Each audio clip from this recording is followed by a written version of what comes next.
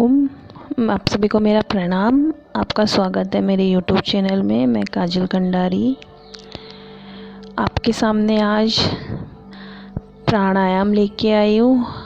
हमारे 8 प्राणायाम जिनके बारे में मैं आपको आज बताऊंगी। इनसे क्या क्या फ़ायदे हमारे शरीर को पहुँचते हैं और मैं आपको 8 प्राणायाम यहाँ पे करके दिखाऊंगी कि 8 प्राणायामों को किस प्रकार किया जाता है।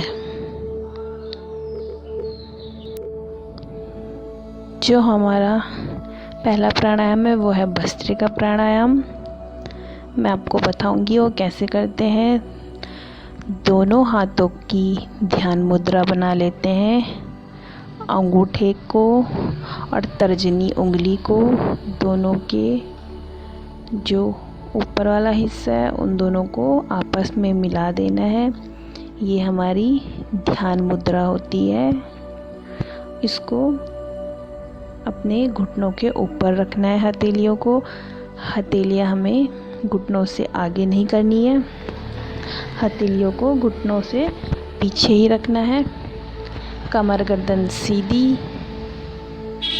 और पूरे ध्यानपूर्वक अपने अभ्यास को करना है। अपने प्राणायाम को करने में लगाना है अपना ध्यान। हम अपने मुद्राओं को अपने शरीर के हिसाब से भी बना सकते हैं। आइए करते हैं भस्त्रिका प्राणायाम।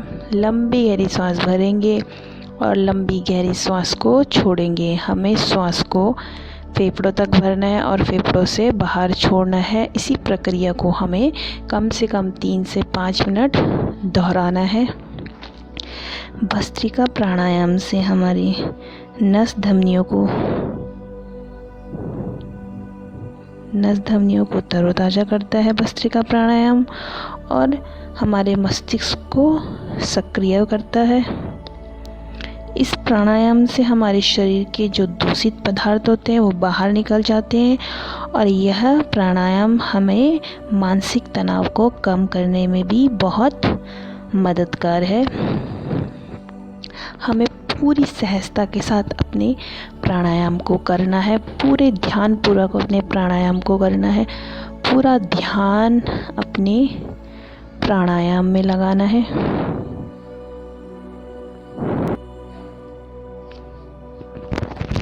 ये हमारी है भस्त्रिका प्राणायाम की तीव्र गति। जो हमारा दूसरा प्राणायाम है वो है कपालभाति प्राणायाम। इस प्राणायाम के अभ्यास से हमारे पेट संबंधित जितनी भी बीमारियां हैं वो सारी ठीक हो जाती है।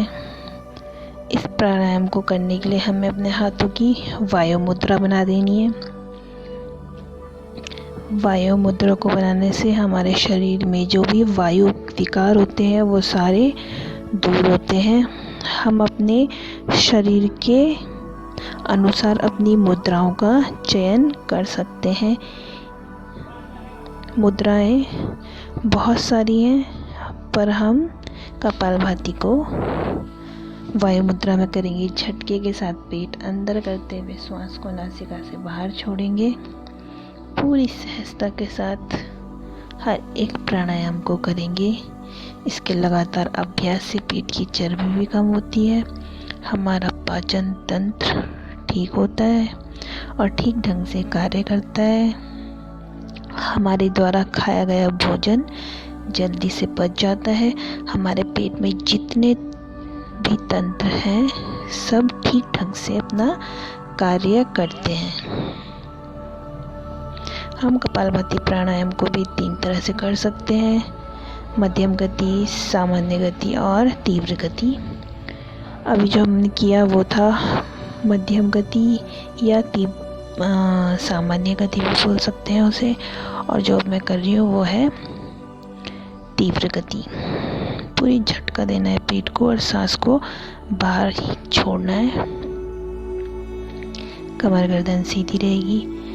इस प्राणायाम से हमारे शरीर की इम्यूनिटी भी बढ़ती है। हमारे यूट्रस रिलेटेड सारी बीमारियों में यह अभ्यास लाभप्रद है। चेहरे में तेज आता है, ओज आता है, एक चमक आती है। कपालभाति प्राणायाम हमारे चेहरे पे चमक भी लाता है। इसके बाद है हमारा बाह्य प्राणायाम त्रिबंदी के साथ, जिसमें हमें जालंधर बंद लगाना होता है ठोड़ी को कंठ से। ये हमारा जालंधर बंद हुआ। इसके बाद हमें उड़ियान बंद लगाना होता है। अपने पेट को पूरा पीठ की तरफ धक्का देना होता है। ये हमारा उड़ियान बंद है। इसके बाद तीसरा बंद है हमारा मूल बंद। अपने मूल भाग को पूरा संकुचित करना है, ऊपर की ओर को सिकुड़ना है। ये हमारे 3 बंद। आइए करते हैं बाह्य प्राणायाम। लंबी गहरी सांस भर के श्वास को छोड़ देते हैं और श्वास को रोकने का प्रयास करते हैं। जितनी देर हम 3 बंद लगा के रखेंगे, श्वास को रोक के रखेंगे उतनी देर।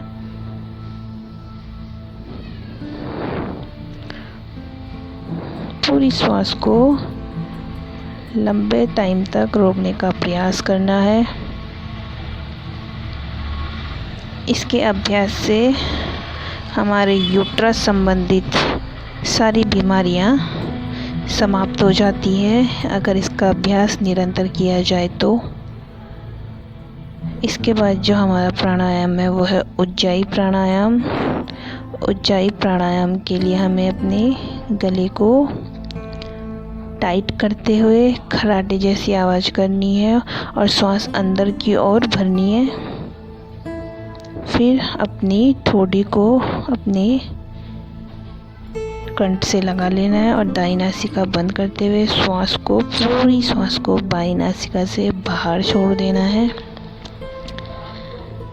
करेंगे हम उज्जाई प्राणायाम। श्वास को रोकने का प्रयास करना है इस अभ्यास में भी। पूरी सांस लेके छोड़ दें और पूरा गले को टाइट करते हुए श्वास को खींचना है पूरा अपना मूल भाग से पूरा ऊपर की ओर को। इस प्राणायाम से हमारे फेफड़े मजबूत होते हैं, हमारा ब्लड सर्कुलेशन ठीक तरह से कार्य करता है और अस्थमा जैसी बीमारियों में यह प्राणायाम बहुत ही फायदेमंद है। इसके बाद है हमारा प्राणायाम 5वां प्राणायाम अनुलोम विलोम प्राणायाम। अनुलोम विलोम प्राणायाम को हम सुखासन में भी कर सकते हैं, वज्रासन में भी कर सकते हैं। और अगर किसी को बैठने में कोई दिक्कत होती है, किसी की कमर में दर्द है, कोई ज़्यादा देर तक नहीं बैठ पाता, तो वो इस अभ्यास में लेट भी सकता है। इसको हम करेंगे वज्रासन भी है हमारा वज्रासन है। हाथों की वायु मुद्रा बना लेंगे।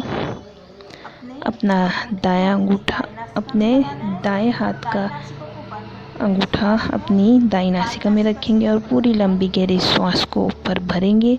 उसके बाद अपनी बाईं नासिका से श्वास भर के अपनी बाईं नासिका को बंद करना है अपनी उंगली से और अपनी पूरी भरी हुई श्वास को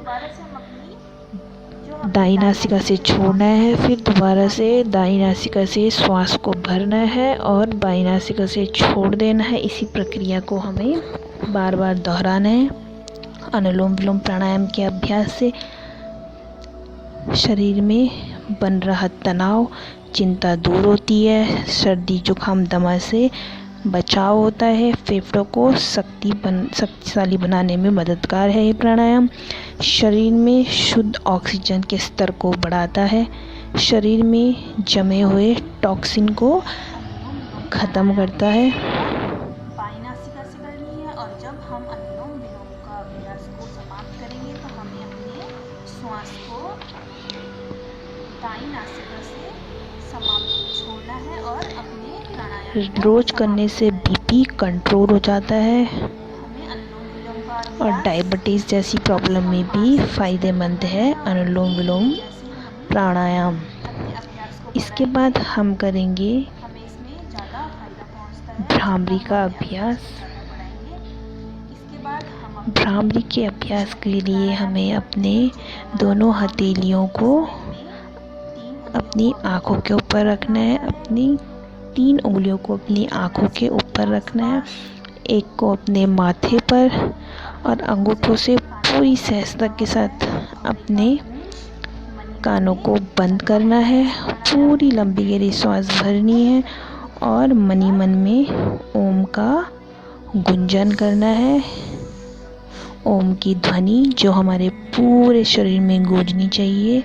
इस प्राणायाम से हमारे सिर दर्द में फ़ायदा पहुंचता है। टेंशन, स्ट्रेस, नींद का ना आना, थायराइड जैसी प्रॉब्लम दूर होती है। कंसंट्रेशन पावर बढ़ती है।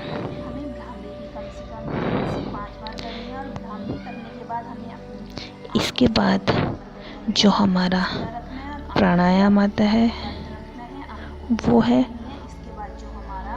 उद्गीत प्राणायाम।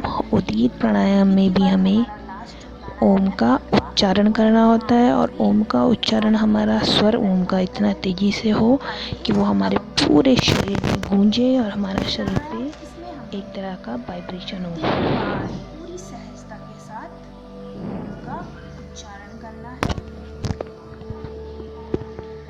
ओम के उच्चारण से, हमारे उद्गीत प्राणायाम से दिमाग को शांति मिलती है, हमारे दिमाग को पूर्ण रूप से शांत रखता है, नर्वस सिस्टम को ठीक रखता है, नींद अच्छी आती है, शरीर में ऊर्जा का संचार होता है और एकाग्रता बढ़ाने में मददगार है हमारा उद्गीत प्राणायाम। इसके बाद हम 1 मिनट का ध्यान करते हैं, बिल्कुल शांत हो जाते हैं और अपना परमात्मा में पूरा लीन हो जाते हैं। अपने ध्यान को पूरा परमात्मा में लगाते हैं, बिल्कुल शांत। अपने मन मस्तिष्क को बिल्कुल शांत रखते हैं।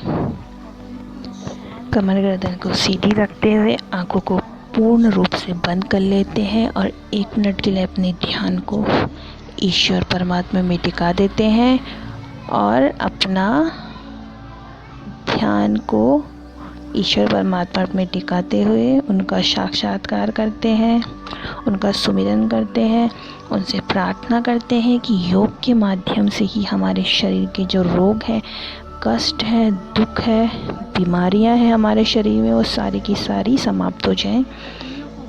इसी संकल्प के साथ ईश्वर का सुमिरन करते हैं। अपने दोनों हाथों को आपस में रब करते हैं, अपने हाथों को अपने आँखों से, अपने चेहरे से, अपने संपूर्ण शरीर से स्पर्श करते हैं। अगर कहीं दर्द महसूस हो वहाँ भी अपने हाथों का स्पर्श करते हैं। अपने आसन को प्रणाम करते हुए दोबारा से अपनी दोनों हथेलियों में घर्षण करते हैं और अपनी हथेलियों को अपनी आँखों से ही स्पष्ट करते हुए अपने आँखों के ही आगे अपनी हथेलियों को खोल देते हैं और पूरी प्राणायाम की ऊर्जा को महसूस करते हैं।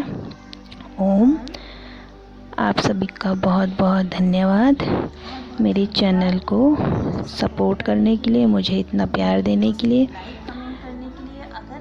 अगर आपको मेरी वीडियोस पसंद आती है तो प्लीज़ मेरी वीडियोस पे लाइक करें, कमेंट करें, शेयर करें और सब्सक्राइब करें। धन्यवाद।